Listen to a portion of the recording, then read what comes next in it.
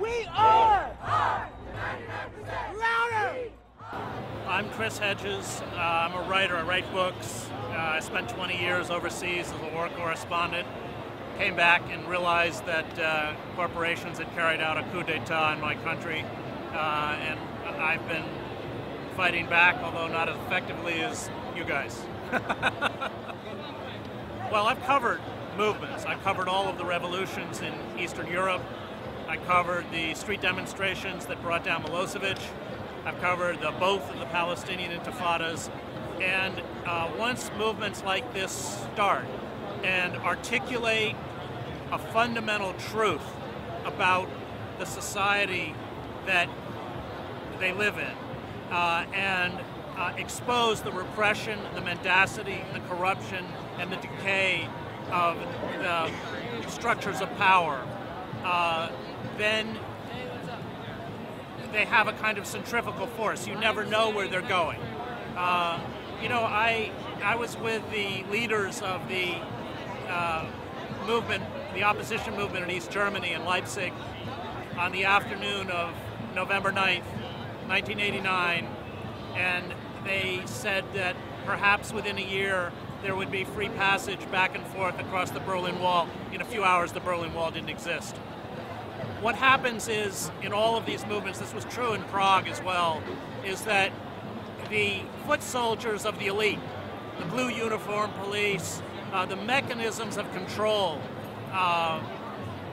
finally don't want to impede the movement.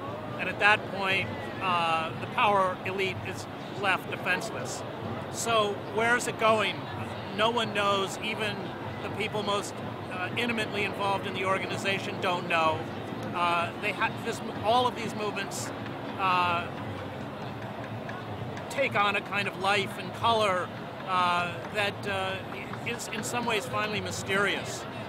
The only thing I can say, having been in the middle of similar movements, is that this one is real, and this one could take them all down. If you had to advise, well, let me first say I learn a lot more from the people who are occupying than I mean, my critique of the corporate state, I think, coalesces with the critique that many people in Occupy Wall Street have, but I never wrote in any of my books about how to bring them down. This whole non-hierarchical structure is really brilliant, and I didn't have a clue. I didn't have a clue. Because they can't destroy the movement like that.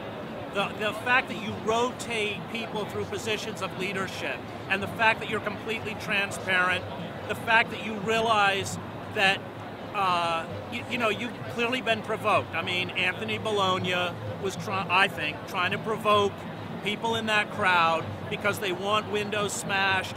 They know how to handle that. They don't know how to handle this. This is driving them insane. And the fact is that I can guarantee you that huge segments of those blue uniform police sympathize with everything that you're doing. And that is the way you can shatter the manacles of control that have been placed on the country by the corporate state. And that's what scares them. I mean, the most aggressive figures in the crowds are these white-shirted assholes. I mean, okay, you always remember that you only have to deal with them, you know, once in a while. These poor uniformed cops got to deal with them every day. I think the movement's really, really, really, really smart, really astute, and I don't really think I have much to teach it at all.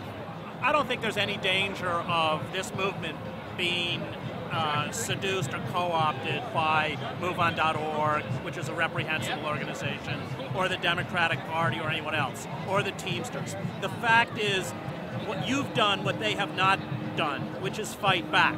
And because you've fought back, they've been exposed for who they are, i.e. the leaders of this group. That's why they're running to you and attempting to restore what little shredded credibility they have left. You know, I'm a visitor, I come and go, but I don't sense that there's any danger. I think the sort of political consciousness of this group is so high that they see through all of these figures who show up at the park. I mean, I was there when Patterson showed up, Charlie Rangel showed up. I mean, it's